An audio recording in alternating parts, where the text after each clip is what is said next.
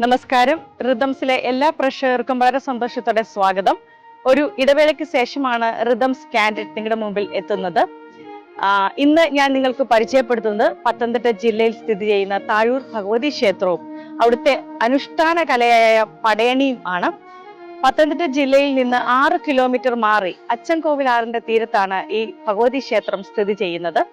ഇവിടെ കുംഭഭരണിയിലെ പടയണി വളരെ പ്രശസ്തമായ ഉത്സവമാണ്.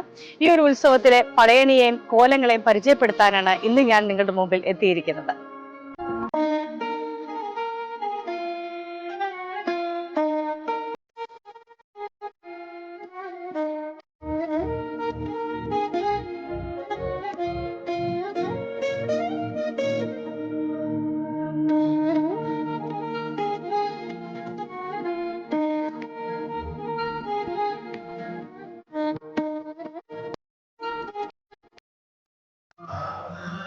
പഞ്ചകോലം, കാലംകോലം, ഭൈരവിക്കോലം എന്നിവയാണ് ഇവിടുത്തെ പടയണിയിലെ പ്രധാനപ്പെട്ട കോലങ്ങൾ. പഞ്ചകോലങ്ങളിൽ 5 കോലങ്ങളാണ് പ്രധാനപ്പെട്ടത്. അതായത് ഗണപതിക്കോലം, പക്ഷിക്കോലം, യക്ഷിക്കോലം, മർദ്ദക്കോലം, മാടൻകോലം. ദാരിക വധവുമായി ബന്ധപ്പെട്ടതാണ് പടയണിയുടെ ഐതിഹ്യം എന്ന് പറയുന്നത്. ദാരികൻ എന്ന അസുരനെ വധിക്കാൻ ദേവി തുടങ്ങുന്നതിന് മുമ്പ് ദാരികൻ ദേവിയെ വളരെയധികം പ്രകോപിപ്പിക്കുന്നു. ഇതിൽ വളരെയധികം കോപം പൂണ്ട ദേവി ദാരികനെ വധിച്ചതിന് ശേഷവും ആ കോപത്താൽ തന്റെ ശരീരത്തിൽ നിന്നും വളരെയധികം താപം പ്രൊഡ്യൂസ് ചെയ്യുന്നുണ്ടായിരുന്നു.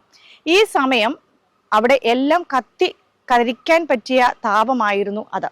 ഇതിനെ ശമിപ്പിക്കാൻ വേണ്ടിയിട്ട് ഭഗവാന്റെ അടുത്ത് എത്തുമ്പോൾ ഭഗവാനായ ശിവൻ തൻ്റെ മകനായ മുരുകനുമായി ബന്ധപ്പെട്ട് ദേവിയുടെ കോലങ്ങൾ പാള വരച്ച് ദേവിയെ കാണിക്കുകയും ഇത് കണ്ട് ദേവി സന്തോഷം അല്ലെങ്കിൽ ചിരിച്ചു എന്നാണ് കഥ പറയുന്നത്. ഇതാണ് നമ്മുടെ ഈ പടയണിയുമായി ബന്ധപ്പെട്ട ഒരു ഐതിഹ്യം. പഞ്ചകോലത്തില് ആദ്യത്തേത് ഗണപതി കോലമാണ്. ഇത് പിശാചു കോലമാണ്. ആദ്യം തുള്ളുന്നത് കൊണ്ടാണ് ഇതിനെ ഗണപതി കോലം എന്ന് പറയപ്പെടുന്നത്. രണ്ടാമത്തേത് പക്ഷിക്കോലമാണ്. ചെറിയ കുഞ്ഞുങ്ങൾക്ക് രോഗങ്ങൾ ഒന്ന് വരാതിരിക്കാൻ വേണ്ടിയിട്ട്, രോഗപീഠത്തിന് വേണ്ടിയിട്ടാണ് ഈ പക്ഷിക്കോലം നമ്മൾ തുള്ളുന്നത്. മൂന്നാമത് യക്ഷിക്കോലം, സ്ത്രീകളുടെ ഐശ്വര്യത്തിന് വേണ്ടിയിട്ട് നമ്മൾ ചെയ്യുന്ന കോലമാണ് യക്ഷിക്കോലം. നാലാമത് മർദ്ദക്കോലം. മർദ്ദക്കോലം എന്ന് പറഞ്ഞാൽ വസൂരി വരാതിരിക്കാൻ വേണ്ടിയിട്ട്, വസൂരിക്കെതിരെയുള്ള ദേവതയാണ് മർദ്ദ എന്ന് പറയുന്നത്. അപ്പൊ അതിനെതിരെയുള്ള ഒരു കോലമാണ് മർദ്ദക്കോലം. അതിൽ അഞ്ചാമത് നമ്മൾ പറയുന്നത് മാടൻ കോലമാണ്. ശിവന്റെ ലോകത്ത് നിന്ന്, ശിവലോകത്തിൽ നിന്ന് വരുന്ന മാടനെ സൂചിപ്പിക്കാൻ വേണ്ടിയിട്ടാണ് ഈ കോലം നമ്മൾ ചെയ്യുന്നത്. അടുത്തത് കാലൻ കോലമാണ്. മാർക്കണ്ഡേയ ചരിതമാണ് കാലൻ കോലത്തിന്റെ ഇതിവൃത്തം. ഇത് 5 എണ്ണമാണ് നമ്മൾ സൂചിപ്പിക്കുന്നത്. കാലൻ കോലം അവതരിപ്പിക്കുന്നത് കോലധാരി, കാലൻ, മാർക്കണ്ഡേയൻ, മൃഗണ്ടു തുടങ്ങിയ 5 കഥാപാത്രമായി നിറഞ്ഞാടുന്നു. അടുത്തത് ഭൈരവിക്കോലമാണ്. ദേവിയുടെ അല്ലെങ്കിൽ ഭദ്രകാളിയുടെ പ്രതിരൂപം തന്നെയാണ് ഈ ഭൈരവിക്കോലം. ഇത് ഐശ്വര്യത്തിന് വേണ്ടി കുടുംബങ്ങള് ഇത് വഴിപാടായിട്ട് കോലങ്ങൾ കാഴ്ചവെക്കുന്നു. ഈ കോലങ്ങളൊക്കെ ഈ ക്ഷേത്രത്തില് വഴിപാടായിട്ട് ചില കുടുംബങ്ങൾ കാഴ്ചവെക്കുന്നുണ്ട്. നമുക്ക് ചില കോലങ്ങളൊക്കെ ഒന്ന് പരിചയപ്പെടുത്താൻ വേണ്ടിയിട്ട് നമുക്ക് നേരിട്ട് ആ കുടുംബങ്ങളിലേക്ക് ഒന്ന് പോയി അത് കണ്ട് മനസ്സിലാക്കാം. ഇത് നമ്മൾ കാണുന്നത് ഭൈരവിക്കോലമാണ്. സ്ത്രീകളുടെ ഐശ്വര്യത്തിന് വേണ്ടിയിട്ട് കുടുംബത്തിൽ ഉള്ളവര് നേർച്ച പോലെ ചെയ്യുന്ന കോലമാണ് ഭൈരവിക്കോലം എന്ന് പറയുന്നത്. 5 നിറങ്ങളാണ് ഉപയോഗിച്ചിരിക്കുന്നത്. 5 കളറും നാച്ചുറൽ കളേഴ്സ് തന്നെയാണെന്ന് നമുക്കറിയാം. അതുപോലെ തന്നെ കോലത്തിന്റെ 2 കമ്മലുകൾ, ഒന്ന് സിംഹം, ഒന്ന് ആന, ഇതെല്ലാം നമുക്ക് കാണാൻ സാധിക്കുന്നതാണ്. ഭൈരവിക്കോലം ഞാൻ കഥ പറഞ്ഞപ്പോൾ പറഞ്ഞല്ലോ, ദേവിയുടെ പ്രതിരൂപമായിട്ടാണ് നമ്മൾ ഭൈരവിക്കോലത്തിനെ കാണുന്നത്. ഭദ്രകാളി കോപം കൊണ്ട് നിൽക്കുന്ന സമയത്ത് ദേവിയെ ചിരിപ്പിക്കാൻ അല്ലെ കോപത്തിന്റെ അഗ്നി കുറയ്ക്കാൻ വേണ്ടിയിട്ട് സുബ്രഹ്മണ്യനും മഹാദേവനും കൂടെ ചേർന്ന് ദേവിയുടെ കോലം വരച്ച് കാണിച്ചു എന്നുള്ളതാണ് ഇതിന്റെ ഒരു ഐതിഹ്യം എന്ന് പറയുന്നത്. അപ്പൊ നമ്മൾ ഈ കാണുന്നത് ഭൈരവിക്കോലമാണ്. അടുത്ത ഒരു ഭൈരവിക്കോലമാണ് നമ്മൾ കാണുന്നത്. ഈ ഭൈരവിക്കോലത്തിന്റെ ശില്പികളെ ഞാൻ നിങ്ങൾക്കൊന്ന് പരിചയപ്പെടുത്താം. ഒന്ന് വിഷ്ണു എന്ന് പറഞ്ഞ ചേട്ടനാണ്, മറ്റേ മണിക്കുട്ടൻ എന്ന് പറഞ്ഞ ചേട്ടന്. ഇവർ രണ്ടുപേരും കളരിയിൽ നിന്ന് വന്നിട്ടുള്ള വ്യക്തികളാണ്. ഇവരാണ് ഈ മനോഹരമായിട്ടുള്ള ഈ കോലം തയ്യാറെടുത്തത്. അപ്പൊ നമുക്ക് ഇവരുടെ കയ്യിൽ നിന്ന് തന്നെ നമുക്ക് അതിന്റെ ശാസ്ത്രീയ വശങ്ങൾ എന്തൊക്കെയാണ് എന്നൊന്ന് മനസ്സിലാക്കാം. ചേട്ടാ വളരെ സന്തോഷത്തോടെ സ്വാഗതം. അപ്പൊ ഞങ്ങൾക്ക് അറിയേണ്ടത് ഇപ്പൊ ഈ നമ്മൾ കോലങ്ങൾ പറയുമ്പോൾ 5 കോലങ്ങൾ നമ്മൾ ആദ്യം പറയുമല്ലോ, പഞ്ചകോലങ്ങൾ. ഇപ്പൊ ഗണപതി കോലം, അത് ഇതൊന്ന് ഓരോന്നും എന്തൊക്കെയാണ്, അത് എങ്ങനെയാണെന്ന് ഞങ്ങൾക്ക് വേണ്ടിയിട്ട് ഒന്ന് പറഞ്ഞ് മനസ്സിലാക്കി തരുമോ? അതിപ്പോ നമ്മളെ ഇപ്പൊ ഈ പടയണിയില് നമുക്ക് 5 കോലങ്ങൾ എന്ന് പറയുമ്പം പഞ്ചകോലങ്ങൾ എന്നാണ് അതിന് പറയുന്നത്. അപ്പൊ നിലവിൽ നമുക്ക് ഇവിടെ, അതായത് ഈ താഴൂര് ഭഗവതി ക്ഷേത്രത്തിലെ ഈ പറയുന്ന ഈ 5 കോലങ്ങൾ എന്ന് പറയുമ്പോൾ നമ്മുടെ അതായത് ആചാര വിധി പ്രകാരമുള്ള കോലങ്ങളില്ല. അതായത് അതിനകത്ത് ഗന്ധർവൻ എന്നൊക്കെ പറഞ്ഞ കോലങ്ങളുണ്ട്. അതായത് ഒരുപാട് വ്യത്യസ്തമായ സാധനങ്ങൾ അതിനകത്ത് വരുന്നത് ഈ 5 കോലങ്ങൾ എന്ന് പറയുമ്പോൾ. പക്ഷെ ഇവിടെ നമുക്ക് അങ്ങനല്ല. ഇവിടെ നമുക്ക് നമ്മുടെ ഭൈരവി, കാഞ്ഞിരമാല, ഗണപതി, മറുത, അങ്ങനെ സുന്ദരേശി, ഇങ്ങനെ കുറെ മാടൻ എന്നൊക്കെ പറയുന്ന കുറെ കോലങ്ങളാണ് നമുക്കുള്ളത്. പക്ഷെ ഇവിടെ ഈ പഞ്ചവർണ്ണ കോലങ്ങൾ എന്ന് പറയുമ്പം കാഞ്ഞൂർ ഭാഗത്ത്, അതായത് കാഞ്ഞൂർ ഭഗവതിയുടെ, അതായത് ഹരിപ്പാട് ഭാഗത്ത് കാഞ്ഞൂർ ഭഗവതിയുടെ ക്ഷേത്രങ്ങളിൽ നമുക്ക് ഈ പറയുന്ന രീതിയിലുള്ള കോലങ്ങളൊക്കെ ഉണ്ട്. അപ്പൊ അവിടെ ഈ പിള്ളതീനി എന്നൊക്കെ പറയുന്ന ഒരുപാട് സാധനങ്ങളുണ്ട്. പിള്ളതീനി എന്നൊക്കെ പറയുമ്പോൾ കുഞ്ഞുങ്ങളെ തിന്നുന്ന കാളികള്, കുട്ടികളെ അതായത് ജനിക്കുന്ന കുട്ടികളെ തിന്നുന്ന കാളികൾ എന്നാണ് അതിന് പറയുന്നത്. അപ്പൊ അതൊക്കെയാണ് അവിടെ ഉള്ളത്. പക്ഷെ ഇവിടെ അതിന് അപ്പുറമാണ്, അതിനെക്കാട്ടിലും വിപരീതമായിട്ടാണ് ഇവിടെ ഉള്ളത്. അപ്പൊ അതുകൊണ്ട് നമുക്കിവിടെ കുറെ ചുരുങ്ങിയ രീതിയിൽ നമുക്ക്, അതായത് നമ്മുടെ സമൂഹത്തിന്റെ, നമ്മുടെ ഈ ഭക്തരുടെ മനസ്സിലേക്ക് വരുന്ന രീതിയിലുള്ള കാര്യങ്ങളാണ് ഇവിടെ ഉള്ളത്. അപ്പൊ അത് നമുക്ക് ഈ ഭൈരവി എന്ന് പറയുന്ന ഈ വലിയ കോലം എന്ന് പറയുന്ന ഭൈരവി, നമുക്ക് ഈ ഭൈരവിയെ നമുക്ക് 2 തരത്തില് 2 രീതിയിൽ നമുക്ക് ചിത്രിക്കാൻ പറ്റും. ഇവിടെ നമുക്ക് കണ്ണുകളാണ് ഇട്ടിരിക്കുന്നത്. ഈ കണ്ണുകൾക്ക് പകരം ഇവിടെ നമുക്ക് പാമ്പിനെ വരയ്ക്കും. അതായത് നാഗം. ഈ 2 പാമ്പ് ഇങ്ങനെ കയറി വന്നിട്ട് 2 പാമ്പ് മുകളിൽ വന്നിട്ട് ഇങ്ങനെ പത്തി വിടർത്തിയിരിക്കുന്ന ആ ഒരു രീതി നമ്മൾ ചെയ്തിട്ടുണ്ട് കോലം. അതാണ് ഈ സാധാരണ നമ്മൾ ചെയ്തുകൊണ്ടിരിക്കുന്നത്. ഈ കണ്ണും നാഗവും തമ്മിൽ എന്തെങ്കിലും വ്യത്യാസമുണ്ടോ? കണ്ണും നാഗവും തമ്മിലുള്ള വ്യത്യാസം എന്ന് പറയുമ്പോൾ, കണ്ണ് എന്ന് പറയുന്നത് ശിവരൂപമാണ്. അതായത് നാഗം എന്ന് പറയുമ്പോൾ ദേവിയാണ്. ഒരു നല്ല ഇതുമായി ബന്ധപ്പെട്ട നല്ലൊരു പാട്ട് നമുക്ക് ഇവരിൽ നിന്ന് തന്നെ കേൾക്കാം. കൈലാസ മാമലമേൽ നിന്നേ കാളകേശി മറുത വന്നേ, കൈലാസ മാമലമേൽ നിന്നേ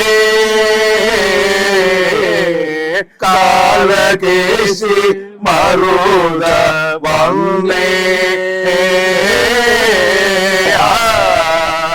ഇല്ലേക്കൽ കൊടുമുടിമേൽ നിന്നേ ഈശാന്ത മറുത വന്നേ, ഇല്ലേക്കൽ കൊടുമുടിമേൽ നിന്നേ ശാന്ത മറുത വന്നേ,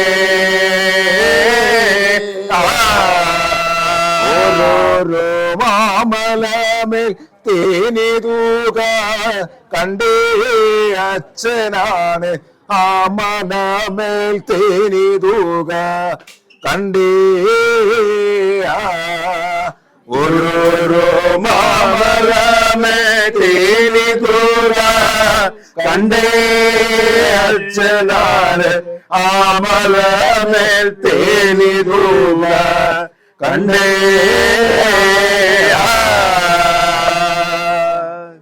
ഇതിപ്പം നമ്മൾ കാണുന്നത് ഭൈരവിക്കോലമാണ്. അപ്പം ഈ ഭൈരവിക്കോലത്തിന്റെ നമ്മൾക്ക് മനസ്സിലാവേണ്ട കാര്യങ്ങളെല്ലാം നമുക്ക് അതിൻ്റെ ആധികാരികതയോടുകൂടി തന്നെ ചോദിക്കാം. അപ്പം ഇത് ഭൈരവിക്കോലമാണല്ലോ, അപ്പോൾ ഇതിന് എന്താണ് ഇതിൻ്റെ ഒരു പ്രത്യേകത എന്നൊന്ന് ഞങ്ങൾക്ക് വേണ്ടി ഒന്ന് പറഞ്ഞു തരുമോ? അതായത് പടയണിയിലെ പടയണി മധ്യ തിരുവിതാംകൂറിലെ ഈ ഭദ്രകാളി ക്ഷേത്രങ്ങളിൽ കാണുന്ന ഒരു അനുഷ്ഠാന കലയാണ് പടയണി. അപ്പോൾ ഇത് ശരിക്കും ഗോത്രകല രീതിയിൽ അനുവർത്തിച്ച് വന്ന ഒരു അനുഷ്ഠാന കലയാണ്. ഇതിലെ ഭദ്രകാളിയുടെ ദാരികവധവുമായിട്ട് ബന്ധപ്പെട്ടതാണ് ഈ പടയണിയുടെ അല്ലെങ്കിൽ ഇതിൻ്റെ എല്ലാം ഒരു സങ്കല്പം അല്ലെങ്കിൽ ഒരു മിത്ത് എന്ന് പറയുന്നത്. അതിൻ്റെ സങ്കല്പം അതായത് ദാരികൻ എന്ന് പറഞ്ഞ അസുരൻ മരണമില്ലാതിരിക്കാൻ വേണ്ടി തപസ് ചെയ്തു. അപ്പോൾ ശിവൻ പറഞ്ഞു അങ്ങനെ മരിക്കാനായിട്ട് ആർക്കും പറ്റത്തില്ല. അപ്പോൾ പുള്ളി ആലോചിച്ചു ഇതുപോലെ ഞാൻ വളരെ ശക്തനാണല്ലോ, അപ്പോൾ ഒരു സ്ത്രീയായ ഒരാൾ വന്ന് എന്നെ കൊല്ലാൻ പറ്റുകയില്ല. അപ്പോൾ അതുകൊണ്ട് പുള്ളി പറഞ്ഞു എനിക്ക് മരണം ഉണ്ടെങ്കിൽ ഒരു സ്ത്രീയാൽ മാത്രം മരിക്കാൻ പാടുള്ളൂ എന്ന് പറഞ്ഞു. അപ്പോൾ ദാരികൻ്റെ ശല്യം സഹിക്ക് വയ്യാതെ വീണ്ടും ദേവന്മാരെല്ലാം ഈ ശിവന്റെ അടുത്ത് ചെല്ലുകയും അങ്ങനെ ശിവന്റെ ശക്തിയിൽ നിന്നാണ് ഭദ്രകാളി ഉണ്ടായത്. ഭദ്രകാളി ഒരു സ്ത്രീയാണല്ലോ. അപ്പോൾ ഭദ്രകാളി ദാരികനെ വധിക്കാൻ വരുമ്പോൾ തന്നെ ഒരുപാട് ദേവിയെ പ്രകോപിപ്പിക്കും. അങ്ങനെ പ്രകോപിപ്പിക്കുമ്പം തന്നെ അത് കഴിഞ്ഞ് ദാരികനെ വധിച്ചതിന് ശേഷവും ആ ഒരു താപം ദേവിയുടെ ദേഹത്തുനിന്ന് താപം നാനാ ലോകത്തിനും സഹിക്കാൻ പറ്റാതെ വരും. അപ്പോൾ വീണ്ടും അങ്ങനെ ശിവന്റെ അടുത്ത് ചെന്നവർ പറയുമ്പം ദേവന്മാർ പറയുമ്പം സുബ്രഹ്മണ്യൻ്റെ നേതൃത്വത്തിൽ ശിവഭൂതഗണങ്ങൾ ഇങ്ങനെ കരിയിലും ഒക്കെ ആയിട്ട് ഒരു ദേവിയുടെ ഒരു രൂപം വരച്ച് കാണിച്ചപ്പോൾ ദേവി അത് കണ്ടിട്ട് ചിരി വന്നു, അല്ലെങ്കിൽ ആ ദേഷ്യം പോയി എന്നുള്ളതാണ് ഇതിന്റെ ഐതിഹ്യം. അപ്പൊ അതില് നമ്മളിപ്പോ ഭൈരവിക്കോലം എന്ന് പറഞ്ഞ ഒരു കോലമാണിത്. ദേവിയുടെ പ്രതിരൂപം തന്നെയാണിത്. അത് കണ്ടാൽ അറിയാം. ദേവിയുടെ നാഗത്തലകളുണ്ട്. എല്ലാം സിംബോളിക്കാണ്. നമ്മളൊന്നും ഒറിജിനലായിട്ടല്ല ഈ ചുവർച്ചിത്രങ്ങൾ കാണുന്ന പോലെ. ഇതിന്റെ രചനാ സമ്പ്രദായങ്ങളിലും കുറെ സങ്കേതങ്ങളുണ്ട്. അപ്പോൾ ഇതിലിപ്പോ നമ്മള് ഭൈരവിക്കോലത്തിൽ ദേവിയുടെ പോലുള്ള മുഖങ്ങള്, പിന്നെ ആനയും സിംഹവും കാതില് ഇടും എന്നുള്ളതാണ്. ആഭരണമായിട്ട് ദേവി ഇടുന്ന ആനയും സിംഹവുമാണ് എന്നുള്ളതാണ്. അതുകൊണ്ടാണ് കാതില് ആനയും സിംഹമുണ്ട്. പിന്നെ അതില് ഇവിടെ നമ്മളിപ്പോ ചെയ്യുന്നത് 16 മുതൽ 1001 പാള വരെ ഉപയോഗിച്ചുള്ള കോലങ്ങൾ നമ്മളിവിടെ ക്ഷേത്രങ്ങളിൽ അവതരിപ്പിക്കാറുണ്ട്. പക്ഷെ അതിൽ മനുഷ്യൻ തലയിലെടുത്ത് തുള്ളുന്നത് 101 വരെ ഉള്ളതേ ഉള്ളൂ. 16, 32,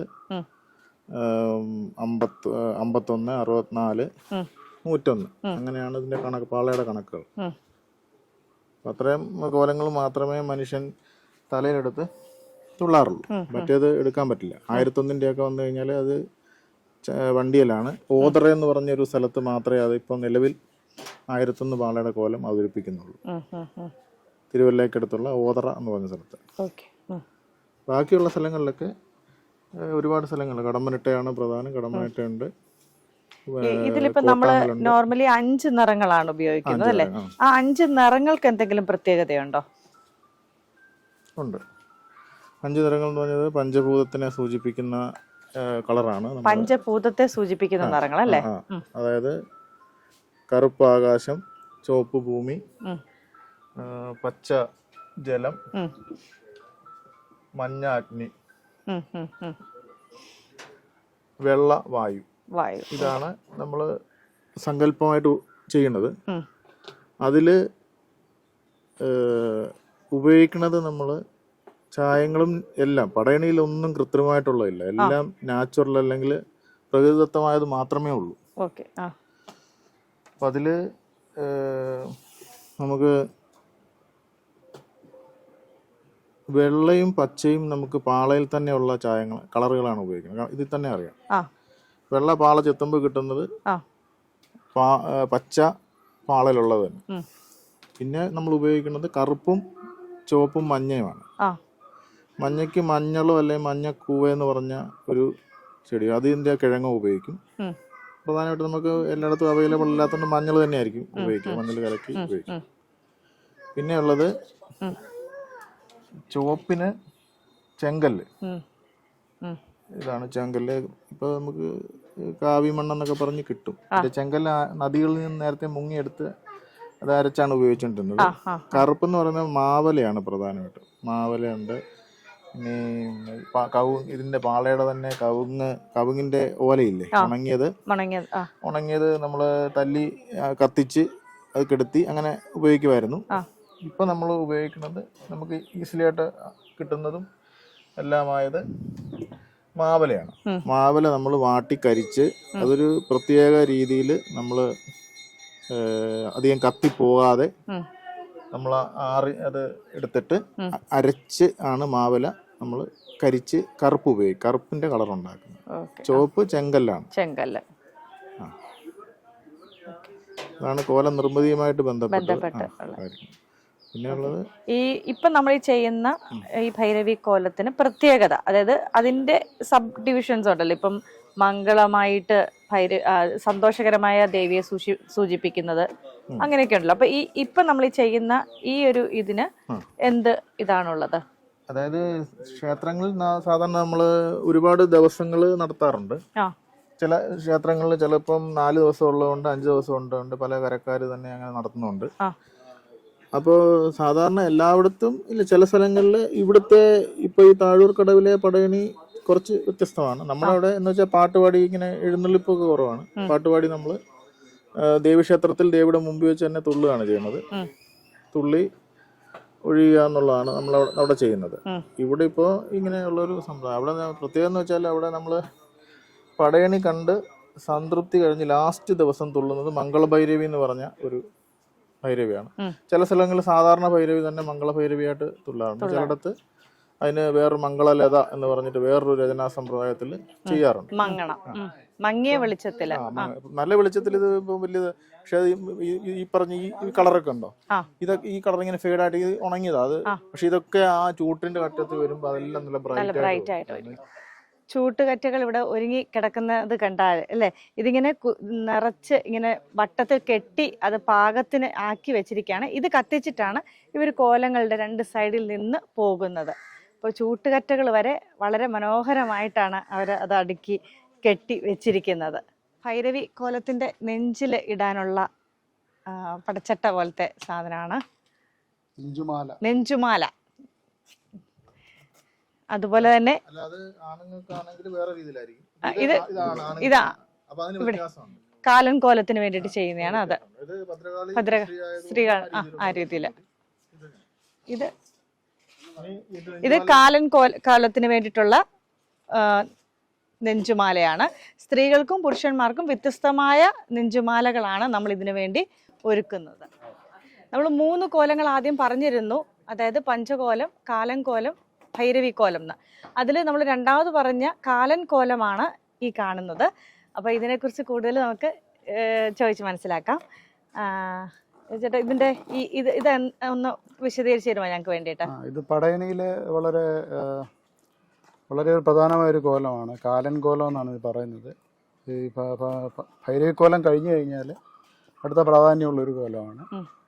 ഇത് സാധാരണ ആയുസ്സുമായിട്ട് ബന്ധപ്പെട്ട കാര്യങ്ങൾക്ക് വേണ്ടിയിട്ടാണ്. അതായത് മരണത്തിന് തുല്യമായ എന്തെങ്കിലും ഇതിൽ നിന്ന് രക്ഷപ്പെടുക, അല്ലെങ്കിൽ പണ്ടുകാലങ്ങളിൽ അങ്ങനെ ബന്ധപ്പെട്ട കാര്യങ്ങൾക്ക് വേണ്ടിയിട്ട് ആൾക്കാർ വഴിപാട് നടത്തിക്കൊണ്ടിരുന്നതാണ്. ഇതിനകത്തൊരു പറയുന്നതെന്ന് പറഞ്ഞാൽ ഇതിന് ശരിക്കും എല്ലാ കോലങ്ങൾക്കും അതിൻ്റെയുള്ള പാട്ടുകളുണ്ട്. അതിന് ചുവടുകൾ വ്യത്യാസമാണ്. അപ്പം അതിൽ പാട്ടെന്ന് പറയുന്നത് ഇതിൽ പറയുന്ന മാർക്കണ്ഡേയ ചരിതം എന്ന് പറഞ്ഞ ഒരു കഥയായിട്ടാണ്. ഈ മാർക്കണ്ഡേയ ചരിതം എന്ന് പറഞ്ഞ ഒരു ഐതിഹ്യമുണ്ടല്ലോ, അതുകൂടെ ഞങ്ങൾക്ക് വേണ്ടിയിട്ട് ഒന്ന് പറഞ്ഞു തന്നാൽ ഞങ്ങൾക്ക് കുറച്ചും കൂടി ഇത് മനസ്സിലാക്കാൻ കുറച്ചുകൂടെ സഹായകമായിരിക്കും. അതെന്ന് പറയുന്നത് മാർക്കണ്ഡേയൻ എന്ന് പറഞ്ഞ ഒരാളുടെ കഥയുണ്ട്. അതായത് ഒരു മുനിയുണ്ട്, കമണ്ഡലു അല്ലേ, മൃഗണ്ടു എന്ന് പറഞ്ഞ ഒരു മുനി ഉണ്ടായിരുന്നു. അപ്പം പുള്ളിക്ക് മക്കളില്ലാതെ വിഷമിച്ച് ഇരിക്കുന്ന സമയത്ത് പുള്ളി ഭയങ്കര ശിവഭക്തനായിരുന്നു. അപ്പം അങ്ങനെ ശിവനെ പ്രത്യക്ഷപ്പെട്ട്, അപ്പം അവർക്ക് ശരിക്കും മക്കളുണ്ടാകാനുള്ള യോഗം ഇല്ലായിരുന്നു. അപ്പോൾ പുള്ളിയുടെ തപസ്സിൽ ശിവൻ വളരെ പ്രസാദിച്ചിട്ട് മക്കൾ, അതായത് സന്താന ഭാഗ്യം കൊടുക്കാം, പക്ഷെ 2 ഓപ്ഷൻ വെച്ചിട്ടാണ് കൊടുക്കുന്നത്. ഒന്നെന്ന് പറയുന്നത് നല്ല ബുദ്ധിയുള്ള ഒരു പുത്രനെ കൊടുക്കാം, പക്ഷെ 16 വയസ്സ് വരെ അതിന് ആയുസ് കാണുകയുള്ളൂ. അല്ലെങ്കിൽ ജീവിതകാലം മുഴുവനും മൂഢനായ ഒരു മകനെ തരാം എന്നാണ് പറയുന്നത്. അപ്പം പുള്ളി ആലോചിച്ചിട്ട് പറഞ്ഞു എന്താണ് വേണ്ടതെന്ന് പറയുക. അപ്പൊ ഈ ഓപ്ഷൻ എടുക്കാൻ പറ്റുള്ളൂ. പുള്ളി 16 വയസ്സ് വരെയുള്ള പുത്രൻ മതി, ബുദ്ധിമാനായ മതി എന്നുള്ള അന്നേരത്തെ ഇതില് പുള്ളി പറഞ്ഞത്. പക്ഷെ ഈ ഇവര് വളരും തോറും പുള്ളിയുടെ ഈ മാർക്കണ്ഡേയൻ എന്നാണ് പേരിട്ടത് ആ കുട്ടിക്ക്. അച്ഛനും അമ്മയ്ക്കും വിഷമം കൂടിക്കൂടി വരികയാണ്. കാരണം 16 വയസ്സായി കഴിഞ്ഞു കഴിഞ്ഞാൽ പുള്ളിയുടെ ആയുസ് കഴിഞ്ഞു. അപ്പൊ അങ്ങനെ വീണ്ടും പുള്ളി ശിവനെ തപസ് ചെയ്യുകയും അപ്പോഴേക്കും പക്ഷെ കാലൻ വരുന്നതായിട്ടാണ് മാർക്കണ്ഡേയനെ പിടിക്കാനായിട്ട്.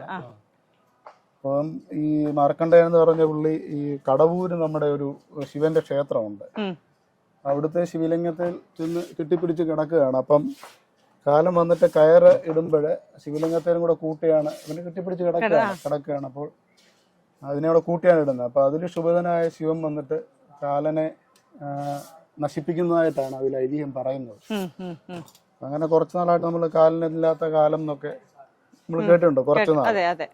വീണ്ടും പക്ഷെ പ്രകൃതിക്ക് അത് ഒരു കാലനില്ലാതെ കാലം ഉണ്ടാകാൻ പാടില്ല, അതുകൊണ്ട് പിന്നീട് വന്നെന്നുള്ളതാണ് ചരിത്രം പറയുന്നത്. അപ്പം അതിലുള്ള ഈ മുഴുവൻ കഥകളുമാണ് കാലം കോലത്തിൽ ഏകദേശം ഒരു 1.5 മണിക്കൂർ കൊണ്ടാണ് പാട്ടും ഇതൊക്കെ വരുന്നത്. ഇത് പണികളെല്ലാം പൂർത്തീകരിച്ച ഫിനിഷായ ഒരു വർക്കാണ് ഈ കാണുന്നത്. ഭൈരവി കോലം തന്നെയാണ്, എല്ലാ പണികളും ഫിനിഷ് ചെയ്ത വർക്കാണ്. അവരതിന്റെ സ്ട്രെങ്തും അതുപോലെ തന്നെ ബാക്കി എക്സ്ട്രാ നിൽക്കുന്ന ചെറിയ ഈർക്കിലി നമ്മുടെ ശരീരങ്ങളിൽ പോകുന്ന വഴിക്കൊന്നും ആരുടെ ശരീരത്തിൽ കൊള്ളാതിരിക്കാൻ വേണ്ടി അതെല്ലാം മുറിച്ച് റെഡിയാക്കുകയാണ് ചെയ്യുന്നത്. ഇത് അവര് പണികളെല്ലാം കഴിഞ്ഞ് പൂർത്തീകരിച്ച ഒരു ഭൈരവി കോലമാണ് നമ്മളിപ്പോൾ കണ്ടുകൊണ്ടിരിക്കുന്നത്. നമ്മൾ വിചാരിക്കുന്ന പോലെ അല്ല കേട്ടോ, നല്ല വെയിറ്റ് ആണ് ഇതിന്. കാരണം അവർ 2, 3, 4 പേര് പിടിച്ചിട്ട് പോലും കയ്യിലത് പിടിക്കാൻ നല്ല ബുദ്ധിമുട്ടുള്ള ഒരു സംഭവമാണ്. അതാണ് ഒരാൾ തൻ്റെ തലയിൽ പിടിച്ച് 2 കൈകൾ കൊണ്ട് പിടിച്ച് ഇത് കൊണ്ടുപോകുന്നത് എന്ന് നമ്മൾ ഓർക്കേണ്ടതുണ്ട്. ഒരു കോലം എന്ന് പറയുമ്പോൾ അത് ഒരാളെയും കൊണ്ടോ 2 ആളെയും കൊണ്ട് മാത്രം തീരുന്ന ഒരു നിർമ്മാണ പ്രക്രിയയല്ല. അതിനകത്ത് ഒരുപാട് പേരുടെ കഷ്ടപ്പാടുകളുണ്ട്. അപ്പം ആദ്യം ആ പാള നമുക്ക് കിട്ടണമെങ്കിൽ പാള എടുക്കുന്ന ഒരാളുണ്ടാവണം. അത് വളരെ തന്മയത്വത്തോടുകൂടി അല്ലെങ്കിൽ അതിന് അനുയോജ്യമായ പാളകൾ കണ്ടെത്തി കൊണ്ടുവരിക എന്ന് പറയുന്നത് വലിയൊരു ജോലിയാണ്. ഞാനിപ്പം എൻ്റെ മുമ്പിൽ നിൽക്കുന്ന മോഹൻ ചേട്ടനാണ്. ഇവിടെ ഈ നമ്മൾ കാണാൻ പോകുന്ന ഭൈരവി കോലത്തിൻ്റെ പാളകളെല്ലാം ഈ ചേട്ടനാണ് അത് കളക്ട് ചെയ്ത് കൊണ്ടുവന്നത്. അപ്പോൾ അതിനും കുറച്ച് കാര്യങ്ങളൊക്കെ നമ്മൾ അറിഞ്ഞിരിക്കേണ്ടതുണ്ട്. അപ്പോൾ ചേട്ടനോട് തന്നെ നമുക്ക് ചോദിക്കാം. ചേട്ടാ, ഇതിനെപ്പറ്റി മോഹൻ ചേട്ടൻ ഇതിലേക്ക് വളരെ സന്തോഷത്തോടെ സ്വാഗതം ചെയ്യുകയാണ്. എന്തൊക്കെയാണ് ഇതിന് വേണ്ടിയിട്ടുള്ള ഒരു 51 പാളയാണ് ഒരു കോലത്തിൻ്റെ, ഭൈരവി കോലത്തിന് 51 പാളയാണ് വേണ്ടത്. അതായത് നമ്മൾ കവുങ്ങിൽ കയറി ഒരു പാള മാത്രമേ എടുക്കത്തുള്ളൂ. ഒരു കവുങ്ങിൽ ഒരു പാള എടുക്കും. അത് പാള സെൻറ്റർ കൊണ്ട് പോന്തിക്കൊണ്ട് ഈ കൈ അങ്ങോട്ട് കെട്ടിക്കൊണ്ട് 2 സൈഡും അകത്തിയാണ് പാള എടുത്തിരിക്കുന്നത്. അത് താഴെ വീട് പൊട്ടാതെ കഴിവതും നമ്മൾ തോളെ കൊണ്ടുവരും, ഇല്ലെങ്കിൽ താഴെ ഇടും. താഴെ പൊട്ടാതെ ഇടുന്നത് അങ്ങനെ കൊണ്ടുവന്നാണ് ഇവിടെ കൊണ്ടുവന്ന് കൊടുക്കുന്നത്. നമ്മൾ എത്ര ദിവസം കൊണ്ട് നമുക്ക് ഇത്രയും പാളകൾ? ഇതിപ്പം 3 ദിവസം കൊണ്ട് എടുത്തതാണ്. 3 ദിവസം കൊണ്ടെടുത്തതാണ്. ഇത് തന്നെയല്ല, 5 കോലത്തിന് പാള എടുപ്പുണ്ടായിരുന്നു, അങ്ങനെ എടുത്തതാണ്. ഓക്കെ, ഇവിടെ തന്നെയാണ്, അടുത്ത് തന്നെയാണ് സ്ഥലം. ഞാനിപ്പോ ഒരു 10 വർഷം കൊണ്ട് ഇത് ചെയ്തോണ്ടിരിക്കുന്നു. ഓക്കെ, അപ്പോൾ ആ പാള എടുക്കുക എന്ന് പറയുന്നത് തന്നെ വളരെ കഷ്ടപ്പെട്ട ഒരു ഇത് പൊട്ടാതെ കാരണം ഓരോ ഭാഗങ്ങൾക്കും അനുയോജ്യമായ പാളകൾ എടുക്കുക എന്നൊക്കെ പറയുന്നത് കഷ്ടപ്പാട് തന്നെയാണ്. പിന്നെ 1 മാസത്തിന് മുമ്പേ നമ്മൾ കവുങ്ങ് വെട്ടിയിടും. പച്ചക്കവുങ്ങ് വെട്ടിയിട്ട് അത് ഉണക്കി കീറി വെക്കും. അതിപ്പോ പിന്നെ 2 ഇഞ്ച് കനത്തിൽ നമുക്ക് കനം കുറയ്ക്കും. കനം കുറച്ചാണ് ചട്ടം കെട്ടുന്നത്. ചട്ടം കെട്ടാൻ വേണ്ടിയിട്ടുള്ള കമുക് എടുക്കുന്നത് 1 മാസം മുമ്പേ ഉള്ള പണി തുടക്കമാണ്. ഓക്കെ, കൂടെ നിൽക്കുന്ന ചേട്ടന്റെ പേര്? കൂട്ടുകാരൻ. നിങ്ങൾ 2 പേരോടാണോ ഇതിനു വേണ്ടി പോവുകയൊക്കെ ചെയ്യുന്നത്? പേരെങ്ങനെയാ ചേട്ടന്റെ? നടേശൻ. ഓക്കെ, ഇത് എത്ര വർഷം കൊണ്ട് ഈ ഒരു ഇതിനു വേണ്ടിട്ട്? 20 വർഷത്തിൽ കൂടുതലുണ്ട്. 20 വർഷത്തെ കൂടുതലൊരു എക്സ്പീരിയൻസ് ആണ് അവർക്ക് 2 പേർക്കും ഉള്ളത്. കൂടെ ഇവരെ സഹായിക്കുന്ന 2 വ്യക്തികളുണ്ട്, അവരെയും കൂടെ പരിചയപ്പെടുത്താം. പേര് സുജിത്ത്. ഇവിടെ ഇവിടെ ഈ കോലം എടുക്കുന്ന ഇത് ക്ഷേത്രത്തിൽ ഈ ഭൈരവി കോലം ഇവിടുന്ന് എടുത്ത് ക്ഷേത്രത്തിലേക്ക് എത്തിക്കുന്ന വ്യക്തിയാണിത്. അത് വളരെ കഷ്ടപ്പെടുക. നമ്മൾ കണ്ടല്ലോ, 3-4 പേര് അത് പൊക്കിയാൽ പോലും നമുക്ക് പൊങ്ങാൻ പറ്റാത്ത കോലങ്ങളാണ് ഇവിടെ ഒരാൾ എടുത്തോണ്ട് പോകുന്നത്. ഇതിനു വേണ്ടി എന്തെങ്കിലും തയ്യാറെടുപ്പുകൾ എന്തെങ്കിലും ഉണ്ടോ? നമുക്ക് 7 ദിവസം നോയമ്പുണ്ട്. 7 ദിവസം നോയമ്പെടുത്തിട്ടാണ് നമ്മളിത് എടുക്കുന്നത്. നമ്മുടെ കൂടെ ഒരു ചേട്ടനുണ്ട്. ചേട്ടനാണ് ഇതിന്റെ കാലം കോലം എടുത്തോണ്ട് അമ്പലത്തിലേക്ക് പോകുന്നത് അല്ലേ? ചേട്ടന്റെ പേരെങ്ങനെയാണ്? ഗോപകുമാർ. ആദ്യമായിട്ടാണോ ഇങ്ങനെ കോലം? മൂന്നാമത്തെ ഇത് മൂന്നാമത്തെ പ്രാവശ്യമാണ് കോലം എടുക്കുന്നത് അല്ലേ? അപ്പൊ ഇതിനെന്തെങ്കിലും ഇതിപ്പം ഇങ്ങനെ ഇത്ര ദിവസം നമ്മൾ നോയമ്പ് നോക്കി അങ്ങനെയൊക്കെ എടുക്കുന്ന ഒരു ഇതുണ്ടോ ഇതിന്? 10 ദിവസം 10 ദിവസം നോയമ്പ് എടുത്തിട്ടാണ് കാലം കോലം ചേട്ടൻ എടുക്കുന്നത്. നമ്മൾ കാണാൻ പോകുന്ന ഭൈരവി കോലത്തിന്റെ അതായത് അത് ഈ ഒരു നമ്മൾ കാണുന്ന കോലത്തിലേക്ക് എത്തിക്കുന്ന ഒരു മഹത് വ്യക്തികളാണ് എൻ്റെ മുമ്പിൽ നിൽക്കുന്നത്. ബിജു ചേട്ടൻ, ബൈജു, അതുപോലെ തന്നെ രഞ്ജിത്ത്. അപ്പം ഇവർ രണ്ടുപേരും ഭൈരവി കലാകേന്ദ്രത്തിൽ നിന്നാണ് ഈ ഒരു കല അഭ്യസിച്ചിട്ടുള്ളത്. ഇവർ രണ്ടുപേരും ഗവൺമെന്റ് എംപ്ലോയീസ് ആണ്. ബിജു ചേട്ടൻ റിഫൈനറിയിലെ ഒരു ഓഫീസറാണ്. അതുപോലെ തന്നെ ബൈജു ചേട്ടനാണെങ്കിൽ നേവിയിലെ എംപ്ലോയി ആണ്. നേവിയിലെ എയർഫോഴ്സ് ആയിരുന്നു. പിന്നെ രഞ്ജിത്ത് പ്രൈവറ്റ് കമ്പനിയിൽ വർക്ക് ചെയ്യുന്നു. അവർ പ്രൊഫഷണലി വേറൊരു പ്രൊഫഷണൽ ആണെങ്കിൽ പോലും ഇത് ആധികാരികമായി പഠിച്ചതിന് ശേഷം അതിനെക്കുറിച്ച് എല്ലാ കാര്യങ്ങളും നമ്മളോട് എക്സ്പ്ലെയിൻ ചെയ്ത് തരും. അപ്പോൾ വളരെ സന്തോഷത്തോടെ അവരെ ഞാൻ നിങ്ങൾക്ക് മുമ്പിൽ പരിചയപ്പെടുത്തുകയാണ്. ചേട്ടാ, എത്ര വർഷം കൊണ്ടാണ് നമ്മൾ ഈ ഒരു ഞങ്ങള് 28 വർഷമായി. 98 തുടങ്ങിയതാണ്. ആദ്യം പടയണി പഠിക്കാനായിട്ട് തുള്ളൽ പഠിക്കാൻ പോയതാണ്. വരയ്ക്കാൻ ചെറിയ കഴിവുള്ളത് കൊണ്ട് ഞങ്ങളെ അതിൽ ആ ഒരു ഇതിന്റെ കോല രചനയിലേക്ക് ഞങ്ങളെ മാറ്റിയതാണ്. അങ്ങനെ പിന്നെ ഞങ്ങൾ പിന്നെ എല്ലാം കൂടെ പറ്റില്ല.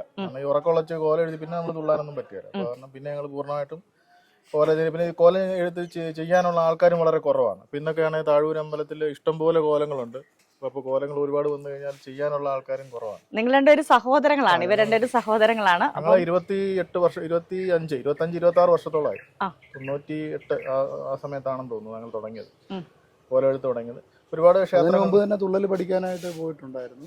ഒരുപാട് ക്ഷേത്രങ്ങൾ കേരളത്തിലെ പടയണി നടക്കുന്ന ഭൈരവി പടയണി സംഘത്തിന്റെ കേരളത്തിലെ നേതൃത്വത്തിലാണ് നമ്മൾ ഇത് അഭ്യസിച്ചത്.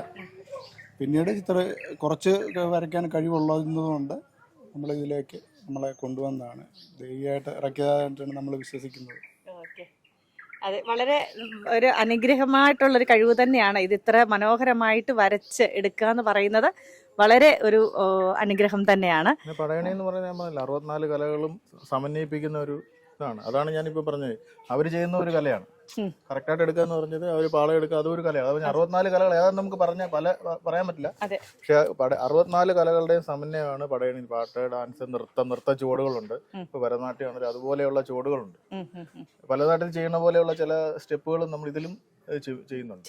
അത് ആദ്യം എണ്ണയിട്ട് നമ്മൾ കാലൊക്കെ അങ്ങനെ ഈ കഥകളി പഠിക്കുന്ന പോലെ തന്നെയാണ് പടയണി പഠിക്കുന്നത്. കാലൊക്കെ വാദ്യോപകരണങ്ങളുണ്ട്. തപ്പെന്ന് പറയുന്ന ഒരു വാദ്യോപകരണമാണ് ഉപയോഗിക്കുന്നത്. പിന്നെ ചെണ്ടയും അതിനകമ്പടിയായിട്ട് ഉപയോഗിക്കാറുണ്ട്. പിന്നെ നമ്മളിത് ചെയ്യുമ്പോൾ തന്നെ നമ്മൾ പറയാൻ പറ്റില്ല, ഒരു ദൈവിക ഫീലിംഗ് നമുക്ക് ഫീൽ ചെയ്യാറുണ്ട്. നമ്മൾ ആ വ്രതം എടുത്തൊക്കെയാണ് ചെയ്യുന്നത്.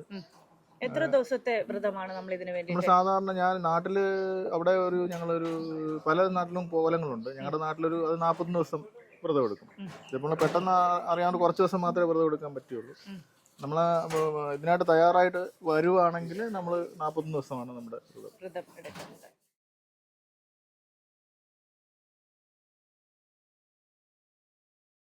ഇപ്പൊ നമ്മൾ കണ്ടത് ഇതിന്റെ പന്തം കുത്തുന്ന ഒരു ചടങ്ങാണ് കണ്ടത്.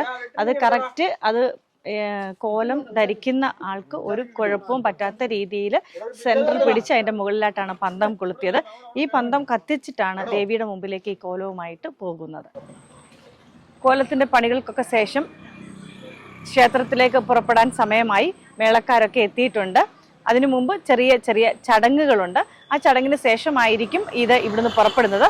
അത് ഓരോ ചടങ്ങുകളിലേക്ക് നിങ്ങൾക്ക് കാണാം. അതെങ്ങനെയാണ് പോകുന്നത് എന്നുള്ളത് നമുക്കൊന്ന് മനസ്സിലാക്കുകയും ചെയ്യാം.